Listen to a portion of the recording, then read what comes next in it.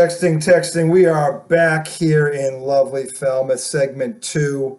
IDD, I Don't Disagree, the non-competitive sports talk show of bitter, diehard fans. That is John McCosh.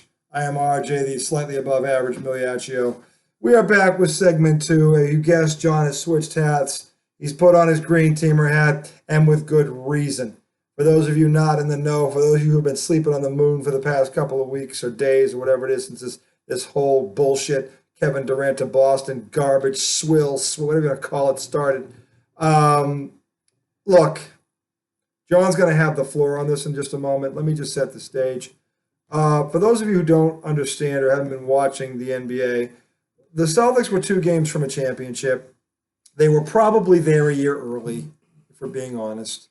But the talent is there, and the talent is on the rise. It's nowhere near its prime. They have a great mix, a young nucleus with veterans in there that play their roles well. They have an excellent coach. The guy who was the coach went into the front office, hasn't missed yet on a single move he's made, which includes what they have done in the offseason, adding Bogdan from Indiana, who was 21 points a game, and Gallinari, Gallinari, who's averages 14, 13 a game, whatever, adding 36 points a game, basically coming off their bench, making them easily the deepest team in the East, if not the entire NBA. The odds have already come out in Vegas, okay, and the Celtics are the favorite to win the title next year.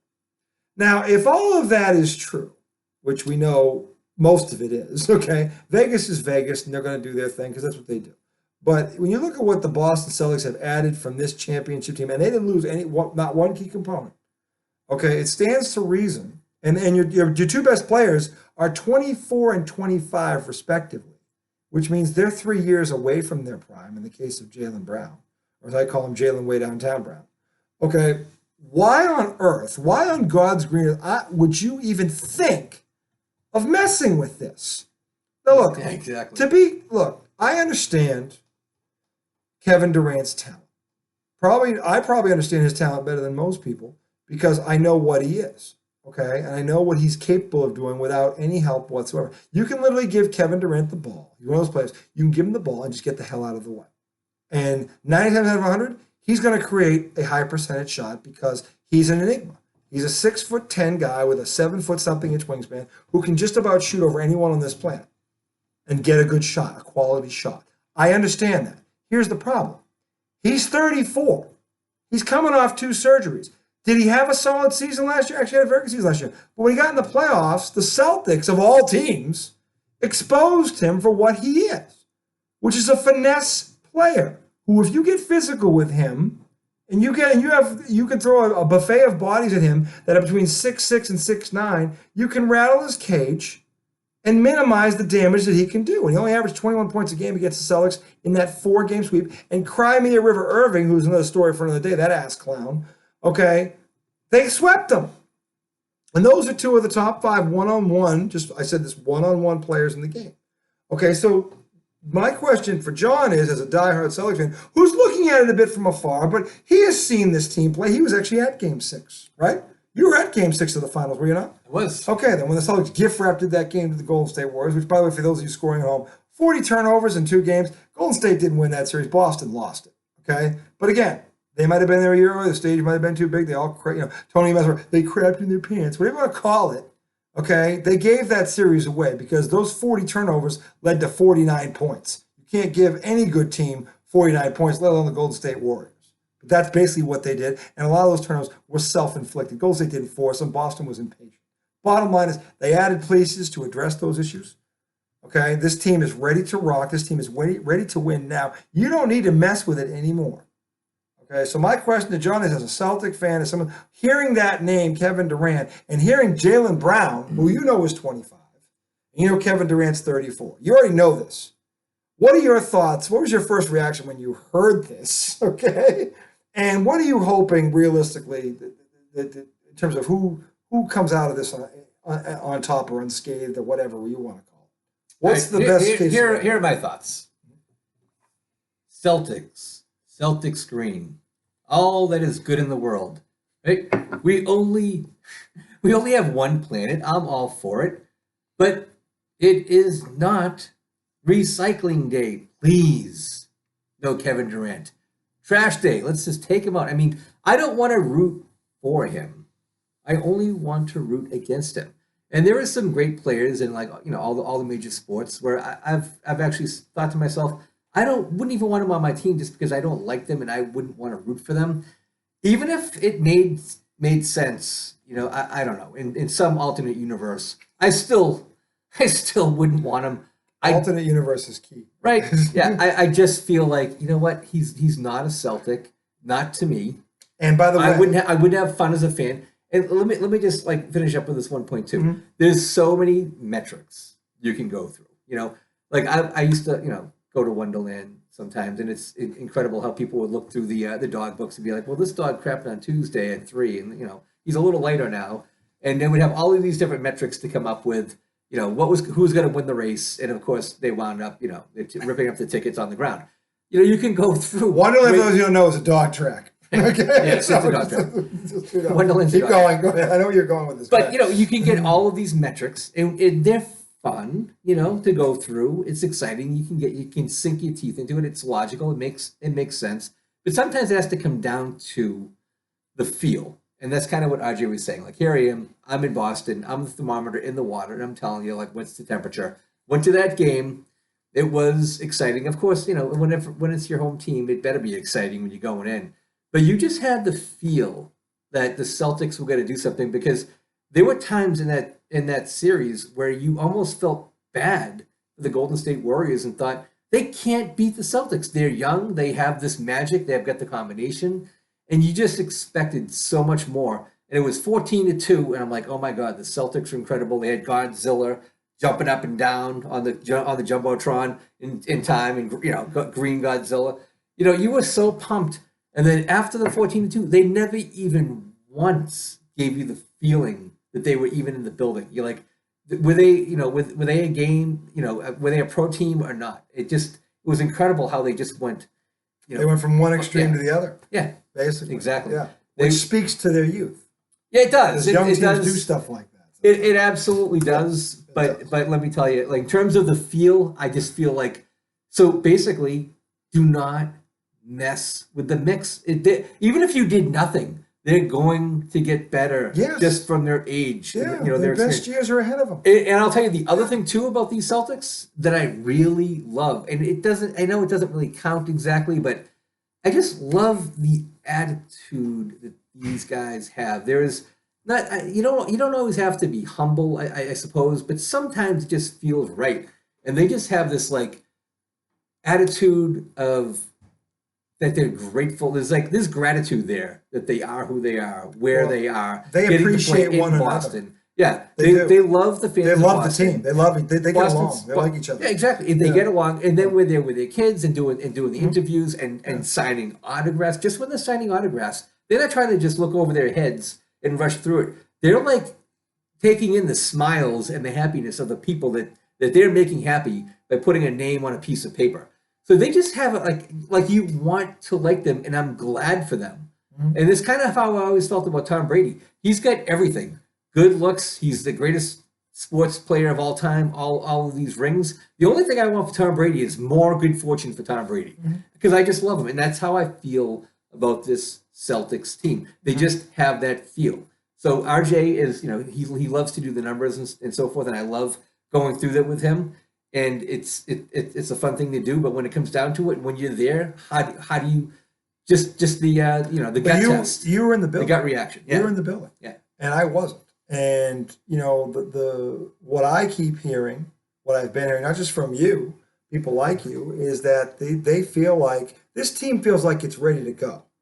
Like it looks like their best. Yeah. They know they're on the cusp of something, and they know that if they fix these problems that are mostly self-induced, these flaws, if they clean that up, the ceiling is championships, not a championship. Yeah, championships, and their core, which is basically it's Tatum, it's Jaylen Brown, and it's Marcus Smart, who right now is the linchpin in this deal right now, because the Celtics aren't giving up Marcus Smart, and the Nets justifiably want him. And why wouldn't you want him? He won Defensive Player. I get why you want him, but if I'm Boston.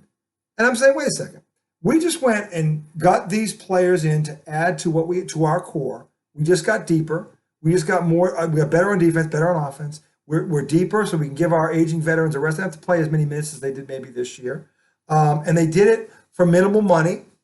And when Jaylen Brown's contract comes up to you can offer this kid a max contract and keep him here. And if I'm the Celtics right now, because by the way, these rumors aren't coming from Boston; they're coming from New Jersey. This is about the Nets trying to raise up the price for Kevin Durant. So, well, they offered Jaylen Brown. We said that's not good enough. Andre, can I drop a like a Wall Street analogy on you in this game? Okay, As long as it makes sense, yes. It'll make sense. Okay, So yes. a lot of people have gotten into stock investing during this year. Did you say that again? Oh, he did. Go ahead. Yeah. Even my phone, Yes, even my watch wants to know what is he going to do. I will say it again. And by the way, earlier when I was saying I was on Jersey Street and it doesn't really exist, like the Celtics drive to win, I meant to say the Red Sox. He meant the Red Sox. Drive to win. Obviously, He I corrected was geared up for the Celtics. He's already Because I'm fired. more hopeful for the Sox. You know, I'm a positive person. Justified. So I totally screwed up my introduction. Yes. And I've already been fired. I'm just here. You're here not on- fired. Okay. But, okay, so here's my Wall Street analogy. You watch companies, big companies, they will acquire other companies, lines of business, and they'll say, oh, we're diversifying.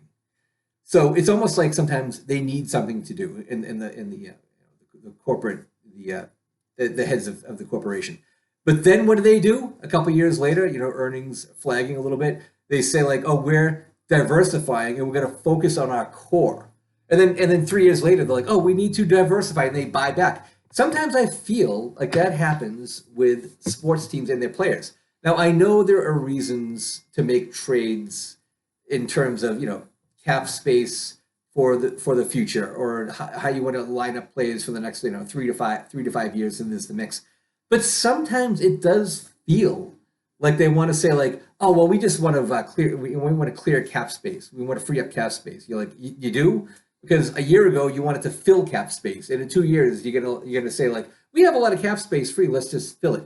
Now I know I'm oversimplifying, and I know that there are spreadsheets and reasons to do some of these things, but at the same time, I do feel there is a little bit of that touch happening, and that's my fear about the Celtics right now.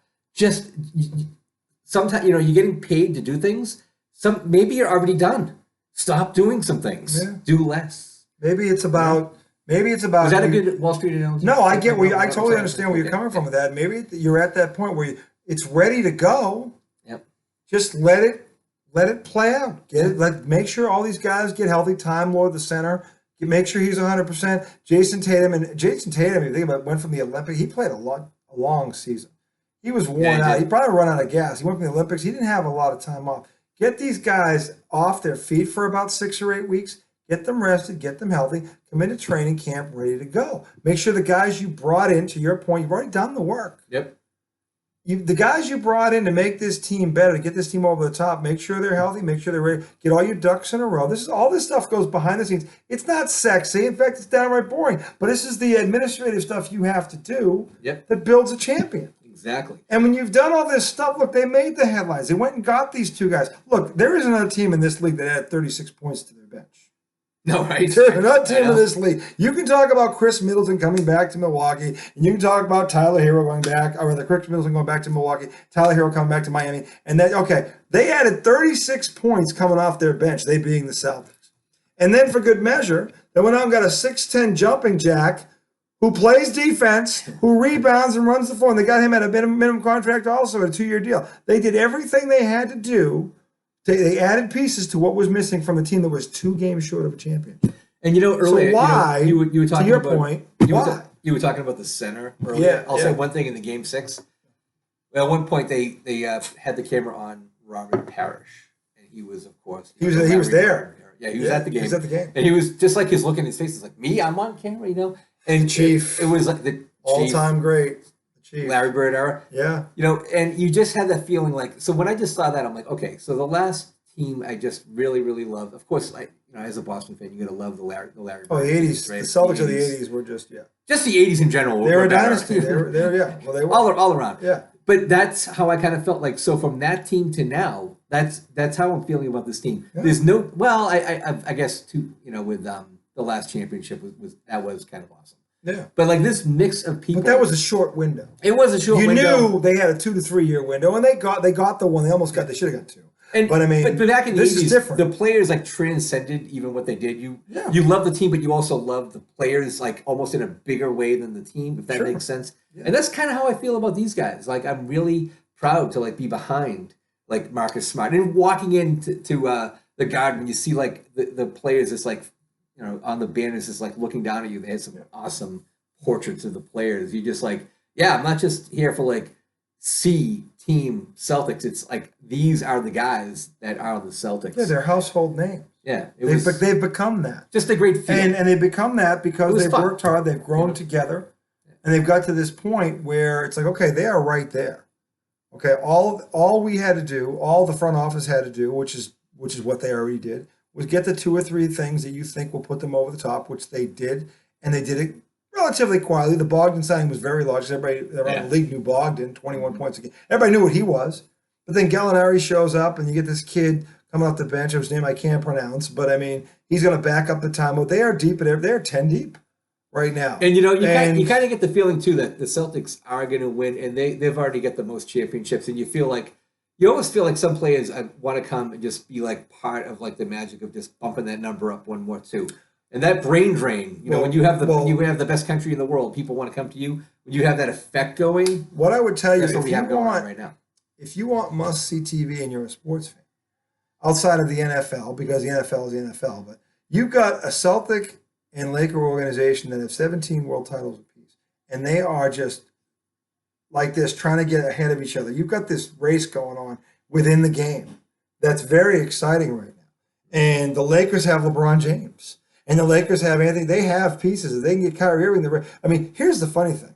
If Kyrie Irving goes to, if LA somehow pulls this move off, and Kyrie ends up in LA, and they end up in the finals against Boston, they're competing for one to get their 18th and get a leg up. You know what that would feel like next year if that were to happen? And there's a chance that will happen because Brooklyn wants Kyrie gone. They're done with his act, and LeBron thinks he can control him. He's probably the only guy that can. He's the only guy that's had success with him. So I understand why LeBron would feel that way. But can you imagine what that might feel like if that were to happen? That would be awesome. Oh, my God. But what the Celtics can't do right now is sacrifice 10 to 12 years of having this constant shot every year for a 2 to 3 year window. Yeah. When they don't have to do it. Yep. The Celtics don't have to make this move. And that's what's frustrating. They don't have to make it. One thing, if you're there and you can't get over the top and and these guys have hit their apex and this is all they can be. Neither one of these 2 guys is in their prime yet. Jaylen Brown has not hit his ceiling yet. Jason Tatum has not hit his ceiling yet.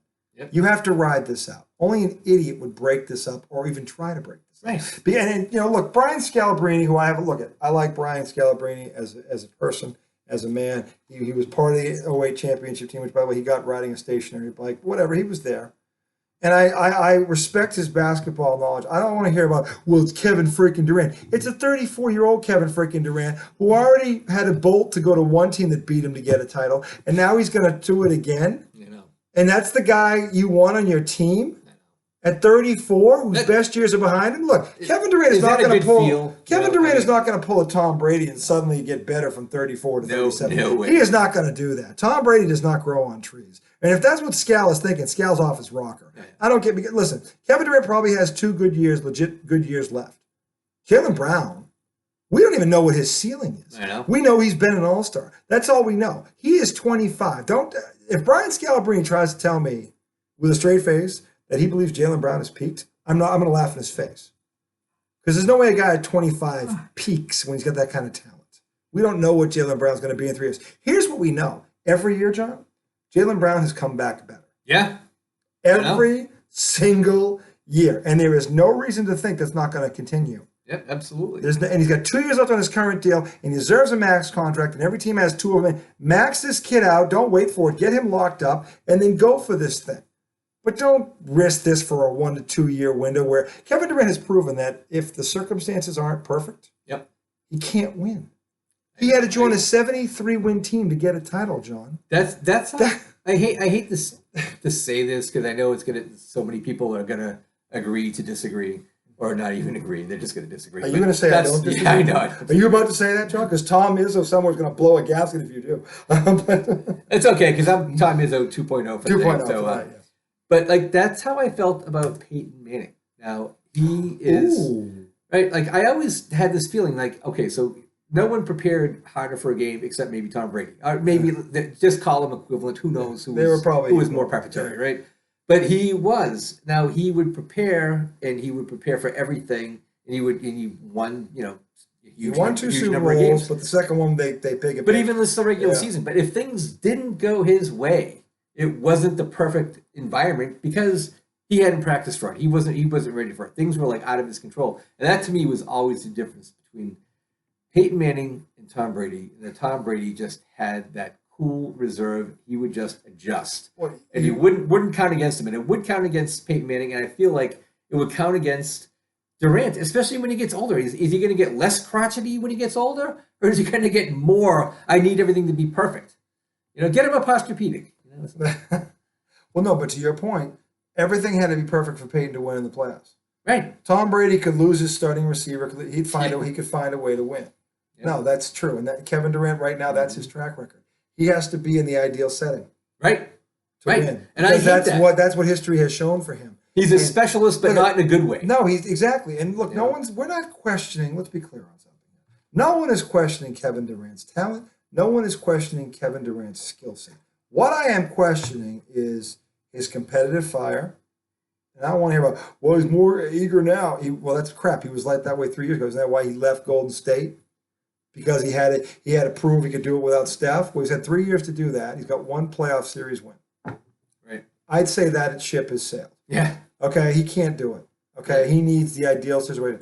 And his own mother was talking smack against him, and then saying like, "Oh, what's going on with Kevin?" Kind of agreeing. And the next day she came out and totally reversed it. But that's a window right there. Like, who knows you better than your mom, right? Yeah. Well, no, that's exactly. Yeah. And she didn't want him to play for the Celtics. No. Yeah. Okay. As I'm extrapolating here. Yeah. But his own mother made those comments. Go back and take a look. Yeah, it's true. I mean, so if he didn't want to come here 6-7 years ago, when he could have, and Danny Ainge wanted him, and they could have won a title then, they were in the playoffs then. He could have been. He didn't want to come here then, but now, 6-7 now, he's passed. Look at the thing is this: if it's not, we need someone to bleed green. If he won't bleed at all, because he'll just sit on the sidelines and put a Band-Aid Kevin on. Durant is all about Kevin Durant, and that's it, and that's all. Exactly. Kevin Durant could give it. If the Celtics happened to be the team, and by the way, they were not on his list. I know. When that list came out, where he wanted to go, the Celtics were nowhere on this damn list. Yeah. Okay, so if he wasn't on that list, why would you even bother talking to him? Because the teams he listed can't do what they need to do to get him. Okay, and you've proven, you being the Celtics, that you can stop him or at least contain him. And if Kyrie Irving isn't next to him, what's to fear? Because you have Tatum and Brown. And you have Marcus Smart, and you have Al Horford, and you have all these guys already on the roster. Why are you fearing Kevin Durant when you just swept his ass out to pasture? Yeah, he's nothing. He's navalent. He is not your obstacle. Your thought process right now should be: we have to beat the Golden State Warriors. Mm-hmm. What do we got to do? What do we got to clean up? Whether it's on our end or what do we got to add to get over the hump and beat them? They're your competition. Kevin Durant is not your competition. Okay, and unless he somehow ends up in Phoenix or Miami, which, by the way, there's no way that can happen without them giving up pieces to make them that contender, because that's what they'd have to do, and they can't do it anyway. Okay, there are contracts that John doesn't even understand where they can't get rid of players they need to get rid of to even get him. Wait a second. Okay, I didn't mean to say I didn't dive into the minutia. Also. Okay. I just you weren't expected to. Yeah, right. What I wanted to hear from you, which you eloquently described, was the pulse of the Celtics, and the fan base does not want this. The fan base, by the way, Jaylen Brown, we love you. Oh yeah. We don't want to see you go. We do not disrespect or underappreciate you. We know damn well how good you are. And here's the thing: we don't know how good you can be, but we know this: you're already an all-star. Here's what I think about you, Jaylen Brown, and I'm not the only one. Your number can be retired in Boston one day. Mm-hmm. That's how great, and the key word here is great, not good, great, because only the greats get their number up in the Raptors in a place like Boston or LA. Yeah. That's your ceiling to me. And I'm not the only one that feels that way about you. Earlier we said we didn't know his ceiling. But we do. That is the rafters. That is his ceiling in Boston. Numbers rafters. But you know, we'll also be there 3 or 4 championships. Maybe that's what I think you're capable of here. Okay, you just have to be willing to work hand in hand with Jason Tatum. It isn't about one or the other. You need each other. Okay, there isn't not a team, okay, that didn't have a 1 and a 1A. Okay, in terms of winning championships, plural, okay? And you two can be that for the next 10, 12, maybe even 15 years if you play your cards right. And no one wants to see you go. But here's the other thing, Jalen, you need to understand this, if you don't already, because I think Jalen's smart. I think Jalen's playing both sides of this just for purposes of his contract. Look at the names that are being floated around with you. Kevin Durant, Anthony Davis. Okay, these are first ballot Hall of Famers. I read his whole contract, by the way, even subchapter S, and I did all the numbers. And subchapter S, yeah, paragraph C. Yes. Okay, yeah, paragraph C is big. Okay, the bottom line is, Jaylen Brown, the fan base in Boston booed you on draft night for one simple reason: they didn't know you. That's it. I was there on draft night in Boston. I booed you for one reason: I didn't know who the hell you were. I knew you were an 18-year-old freshman who played at Cal and had a decent freshman year. That's all I knew about you. Okay, Danny Ainge saw something in you, and he wasn't wrong, and saw your potential. Danny Ainge needs to be given credit for that because he went ahead and he drafted you knowing and Danny Ainge has foresight because when everyone else was wearing shorts that showed 3 feet between your hip and your knee, he went low on the shorts. He had vision, and everyone else followed him. So Danny didn't start that. Okay, for purposes of my argument, he did. Yeah, he might have been the first guy in Boston to do it. He's the first guy I noticed. But the bottom line is... Okay, all right, first guy in Boston, though. He's got some foresight. Yeah, the bottom line is, Jalen, the stuff that we're hearing, we being Celtic Nation, are hearing is that, well, they booed him when he got drafted. Well, that's because nobody knew who the hell you were. You played out in the left coast. No one even saw you play. I guarantee you that, okay? Number 2, when these trade talks come up, you are being talked about in the same breath as first ballot Hall of Famers. That's what people think of you. That's your ceiling. If they were trading you for a guy who played 15 minutes a game that averaged 10, I could see you getting mad about that. Kevin Durant? Anthony Davis? Oh, my God. John doesn't know anything about basketball compared to me. He knows who those 2 guys are. Yeah. Okay? And he's like, if those are the names that he's being flirted with, that's not a knock on you. Okay? That's showing what they think your potential is. Okay? And that's what it takes to get a guy like that. We have to give up Jaylen Brown. And by the way, 99.9% of this fan base, Jalen, doesn't want to see you go. Nope. We value you more than Kevin Durant and Anthony Davis put together. Yeah. Okay? We love you. We want you to stay. Be very clear about this. We want you to stay. And not only stay, but flourish. And we think you can. Yeah. Okay? So don't turn around and play this. Boston loves you. Boston loves you. Boston's a great city. The Boston fan base loves you. No one in Boston with a brain between their ears thinks this is a good idea. Yeah. Okay? But we understand you have to explore everything. If that's what they're doing, they're seeing what putting the fit, fine. But the bottom line is, it's Kevin Durant. It's not a stiff. It's not a scab. It's not even a 12-year. It's a first ballot Hall of Famer. It's a top 75, top 50 greatest player of all time. That's the name that you're being floated with. That is not an insult, Jaylen Brown. That's telling you what your potential is. Because the Brooklyn Nets want you because they think you could be that good one day. The Celtic fans don't want you go because they think you could be that good one day. So the love is coming from everywhere, Jalen. Oh, yeah. I don't want to hear it. Okay? Absolutely. What we want to see is you improve your dribbling a little bit, just a little bit. Okay? Okay? And take care of the ball a little bit better next year. And you guys can be a champion next year and then go from there. All right? And I got news for you, my friend. If you do these things, the money will come to you. You won't have to go to the money. It'll come to you. Because Brad Stevens may be stubborn, but he's not stupid. Okay? And Brad Stevens also knows the world is going green, my friend. The world is going green, Jalen, and you are on the train, and no one wants to kick you off it. Yep. Not anyone I know in Celtic Nation. I know just about all of them. Okay? And I say to management, I want to see the Green New Deal. Yeah. Keep these guys. Keep this team together. Mm-hmm. Okay, no matter what it costs. And by the way, and give this man his money. Because Jaylen Brown is worth every penny and then some. Did I make too many environmental references? No, I don't think it gets talked about enough. Let's be honest. Okay, I'm all for the environment. Okay. We only have one Celtics team and we only have one planet. That's right. Let's keep them both healthy. Green is green and green is green. You know what I mean?